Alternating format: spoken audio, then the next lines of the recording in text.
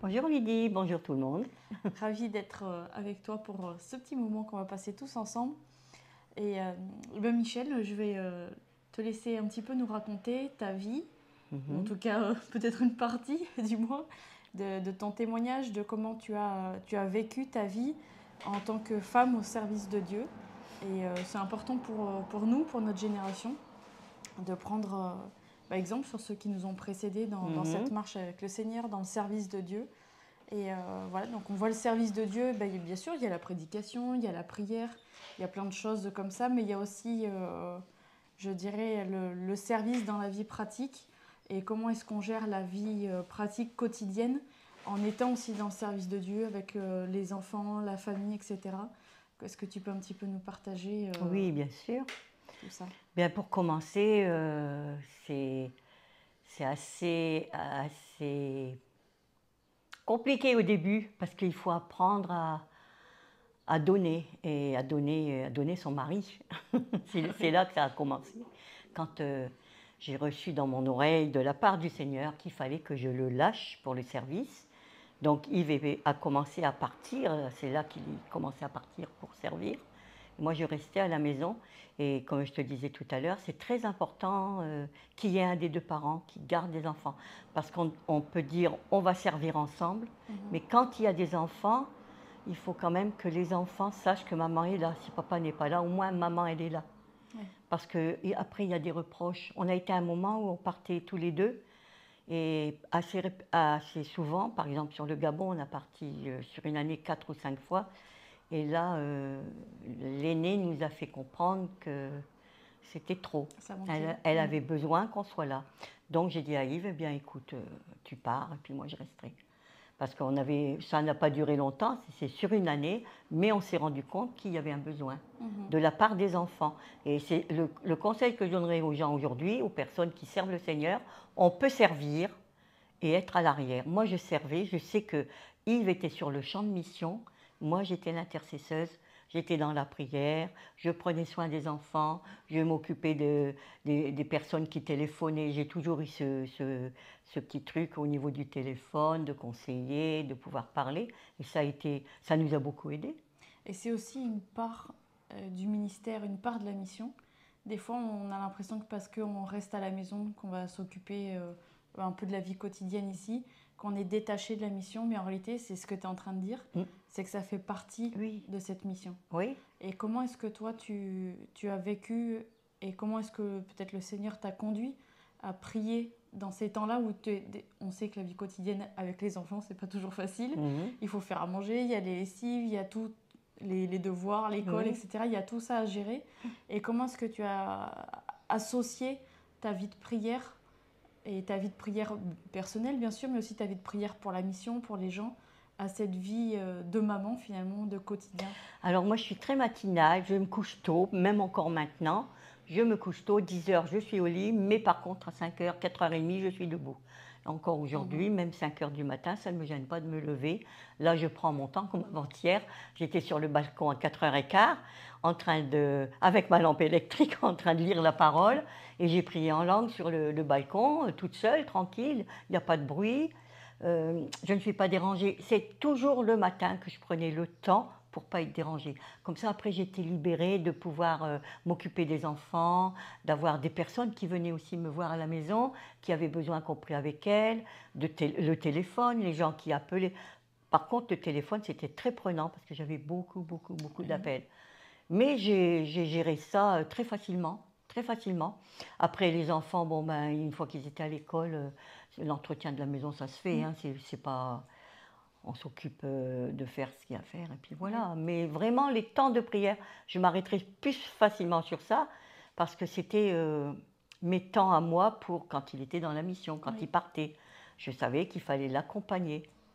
Puis alors, il y a quelque chose que je faisais. Ah, ça, je vais le dire parce qu'il a apprécié pendant qu'il est parti.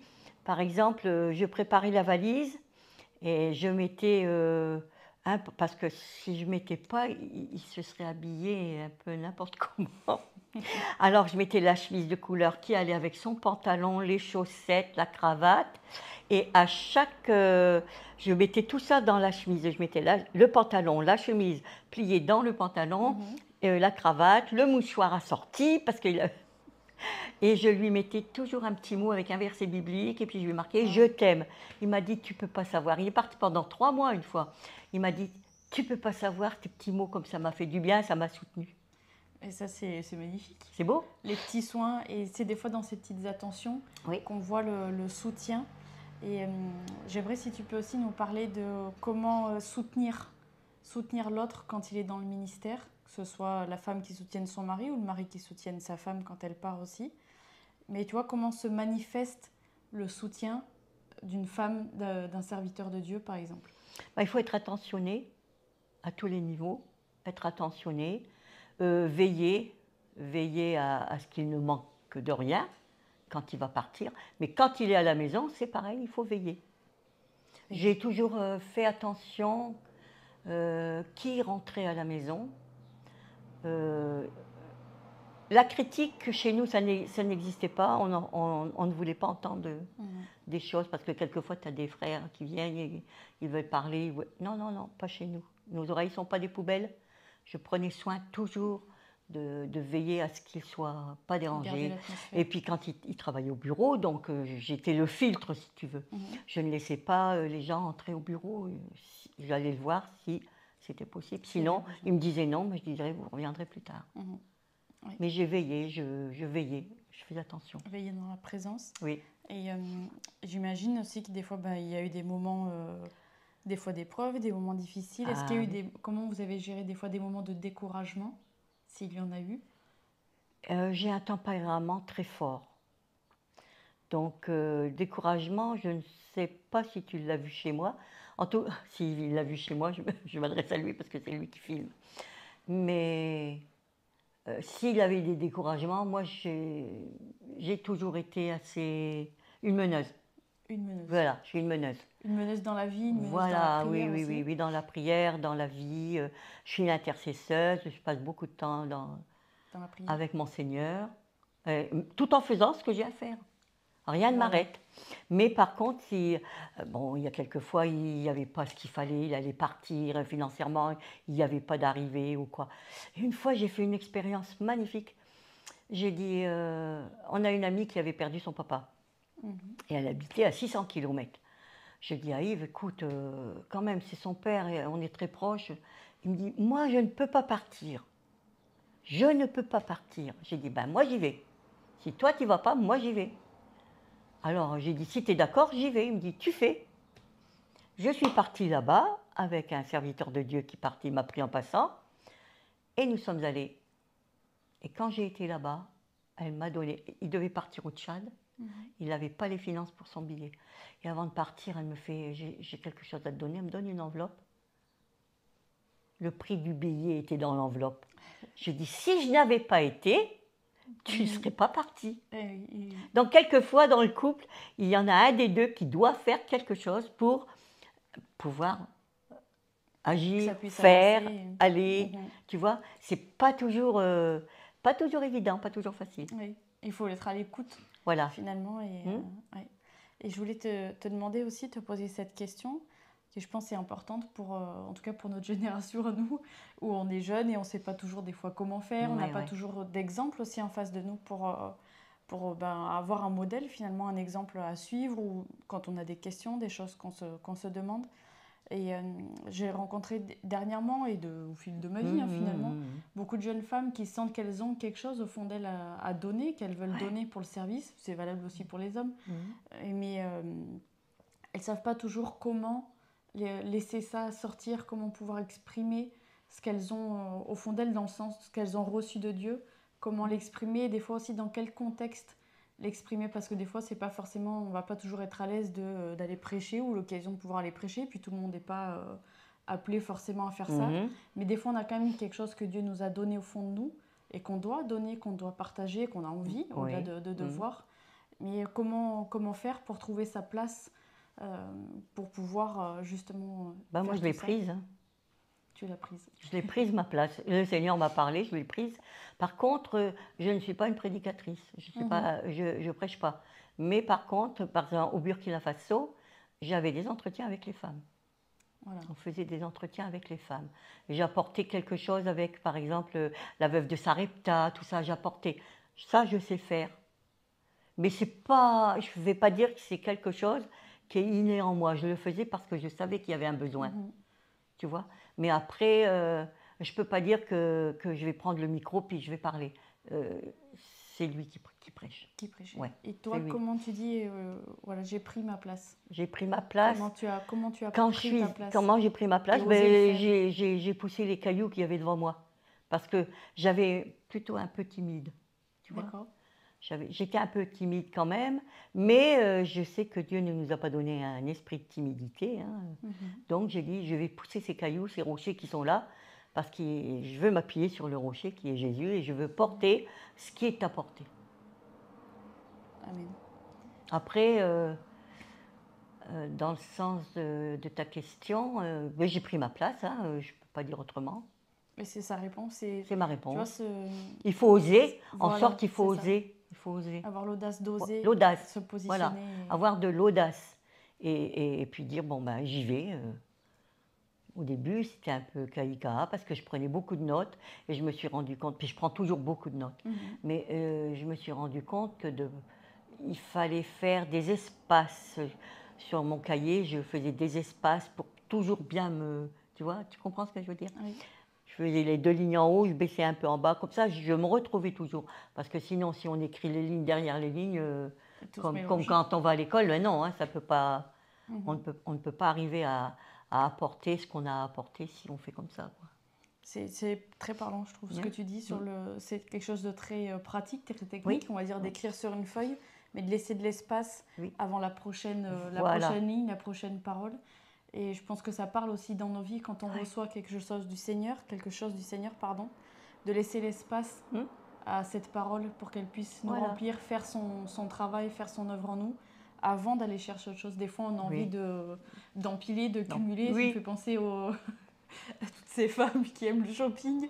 Et des fois, on aime, ah bah tiens, je vais prendre celui-là, je vais prendre celui-là, je vais prendre celui-là, je vais prendre celui-là.